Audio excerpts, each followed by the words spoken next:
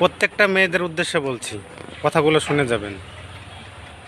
প্রত্যেকটা মেয়েকে এই কথাটাই বলা হচ্ছে যে তোমাদের দায়িত্ব পুরো ছেলেদের প্রতি। একটা ছেলে বিবাহিত পরে একটা ওই স্বামী স্ত্রীর বা বাচ্চা সবারই দায়িত্ব তাকে নিতে হয়। তা বাড়ি থেকে যখনই তাকে বের হতে হয়, তাকে মাথায় একটাই টেনশন থাকে, কিভাবে ইনকাম করে নিয়ে আসবো, পরিবারকে খুশি রাখবো। কিন্তু একটা মেয়ে কিন্তু এইটা কোনো দিনই ভাবে না।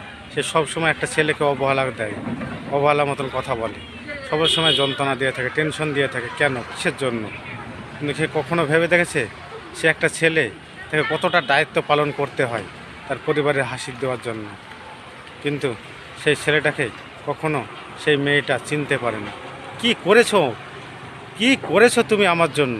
কি দিয়েছো আমাকে বিয়ের পরে? তোমার সংসারে এসে আমার সব কিছু শেষ হয়ে গেল। এই কথাগুলো বলো না, কথাগুলো বড় হয় না। এই কথাগুলোর জন্য একটা ছেলে হয় ব্রেন স্ট্রোক না হার্ট অ্যাটাক, এইভাবে অনেক ছেলে মারা যাচ্ছে। নিজেকে সবাই বোঝার চেষ্টা করো। একটা ছেলে, কেউ চায় না তার ফ্যামিলিকে খারাপ জায়গায় রাখতে, সবাই চায় ভালো জায়গায় রাখতে। তাই বলছি সবাইকে, কথাগুলো কেউ খারাপভাবে নেবেন না।